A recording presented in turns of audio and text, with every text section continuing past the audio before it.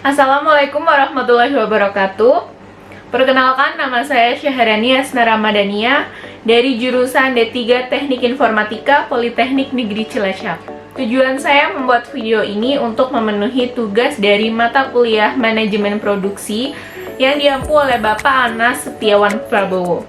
Di sini saya akan menjelaskan materi tentang Quality Engineering.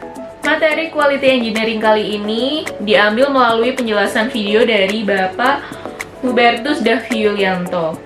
Apa sih itu Quality Engineering? Quality Engineering ini merupakan perpaduan antara ilmu manajemen dengan ilmu teknik operasional. Secara singkat, tujuan dari memahami materi ini adalah untuk menjamin dan memastikan produk yang dihasilkan apakah sudah sesuai memenuhi standar spesifikasi yang ditentukan dan apakah sudah sesuai dengan kebutuhan pelanggan.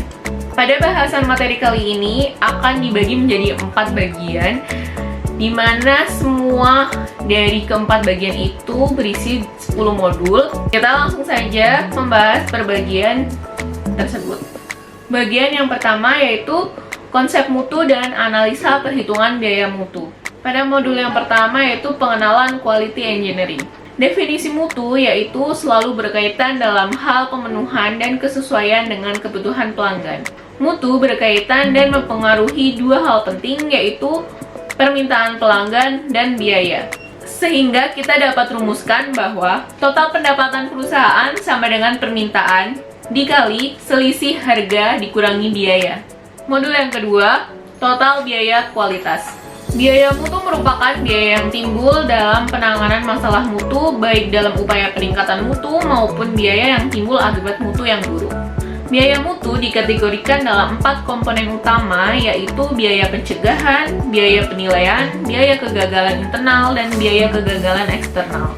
Dari keempat kategori biaya tersebut, maka kita dapat rumuskan di dalam total biaya mutu antara lain. Yang pertama ada biaya perbaikan mutu, sama dengan biaya pencegahan ditambah biaya penilaian. Yang kedua, biaya kegagalan sama dengan biaya kegagalan internal ditambah biaya kegagalan eksternal. Yang ketiga, total biaya mutu sama dengan biaya perbaikan mutu ditambah biaya kegagalan. Bagian yang kedua yaitu kualitas dalam produksi dan peningkatan kualitas yang berkesinambungan. Pada modul yang ketiga yaitu penerapan fungsi kualitas. Quality Function Deployment atau QFD diperkenalkan oleh tokoh mutu dari Jepang bernama Yoji Akao pada tahun 1965. QFD ini merupakan metode terstruktur untuk menerjemahkan keinginan atau kebutuhan pelanggan menjadi spesifikasi teknis sebagai dasar perancangan atau pengembangan produk baru. Dalam bahasa Jepangnya, QFD ini bernama Hin Situ Ki Noten Kai. QFD dalam konsep rumah mutu atau House of Quality ini terdapat 4 tahapan pokok, yaitu yang pertama, menerjemahkan keinginan pelanggan dan melakukan analisa kompetitor untuk menjadi kebutuhan dalam produk itu. Yang kedua, menerjemahkan kebutuhan produk atau desain produk. Yang ketiga, menerjemahkan spesifikasi produk menjadi kebutuhan proses. Yang keempat, menerjemahkan kebutuhan proses menjadi spesifikasi proses dan pengukuran kinerja proses. Modul keempat yaitu Quality Tools. Proses pengendalian mutu dapat dilakukan melalui proses PDCA, di mana artinya yaitu Plan, Do, Check, dan Action, yang diperkenalkan oleh Edward Deming. Ada 7 teknik pengendalian mutu. Yang pertama ada lembar pengamatan atau check sheet. Yang kedua ada diagram sketcher. Yang ketiga ada histogram. Yang keempat ada peta kendali atau control chart. Yang keenam ada diagram sebab akibat atau cause and effect diagram. Dan yang terakhir ketujuh yaitu stratifikasi. Pada modul yang kelima ada control proses statistik. Statistical process control ini menggunakan diagram kendali. Dengan tujuan dari penggunaan diagram kendali ini yaitu memberikan visualisasi apakah proses dalam keadaan terkendali atau tidak, memantau proses berkelanjutan agar proses tetap dalam keadaan terkendali.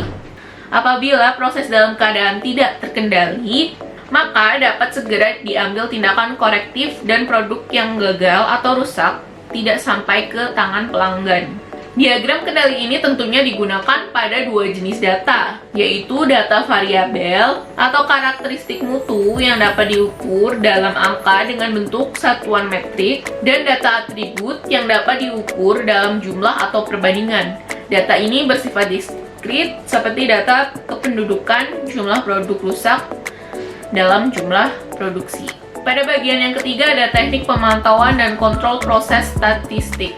Pada modul 6 berisi diagram kontrol untuk data variabel. Ada beberapa hal yang perlu diperhatikan dalam merancang diagram kendali pada data variabel, antara lain: 1. Data yang diolah merupakan data variabel. 2. Jumlah data pengukuran pada setiap subgrupnya.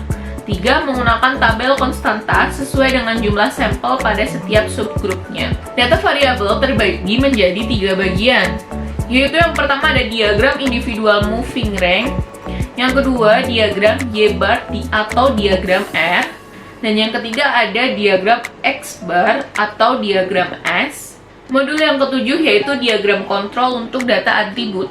Data atribut terbagi menjadi 2 bagian, yaitu yang pertama adalah rusak, iya atau tidak, dan berapa banyak kerusakan. Pada bagian rusak, itu terbagi lagi menjadi 2 diagram, yaitu diagram P dan diagram NP.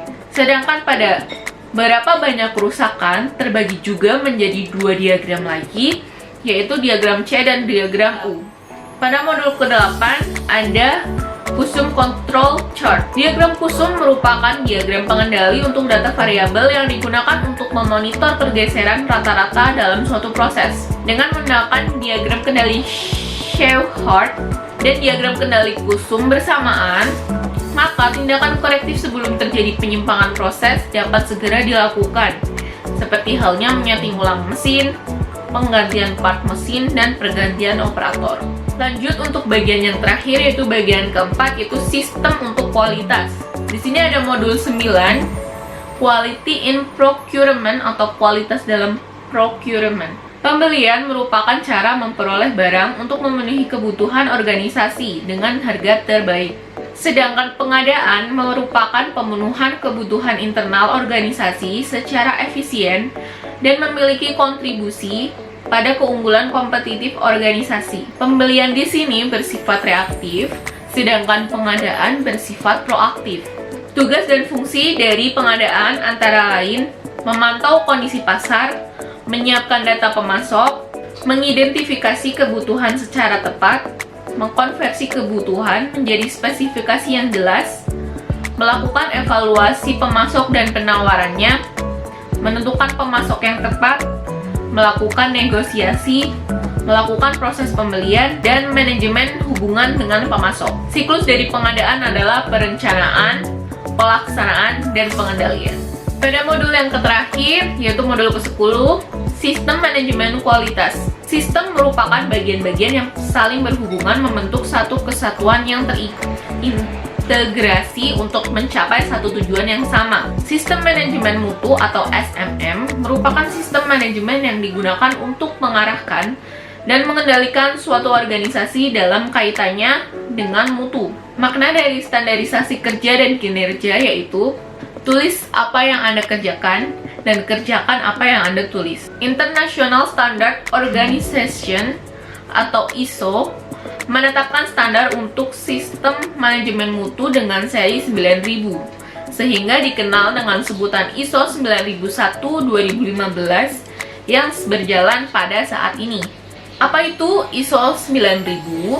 Standar ISO 9000 seri ini bukan standar mutu produk, melainkan standar sistem mutu. Mengapa perlu menerapkan sistem manajemen mutu? Agar organisasi dapat menunjukkan kemampuannya dalam menyediakan produk secara konsisten dan mempertinggi kepuasan pelanggan.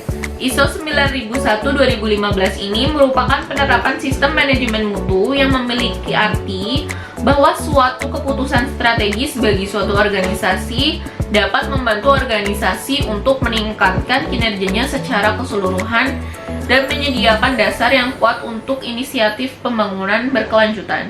Dengan sistem manajemen mutu ISO 9001, kita menerjemahkan rencana strategi organisasi ke dalam setiap SOP kita. Demikian materi dari Quality Engineering yang dapat saya sampaikan. Apabila saya ada kesalahan, saya mohon maaf. Sekian, terima kasih. Wassalamualaikum warahmatullahi wabarakatuh.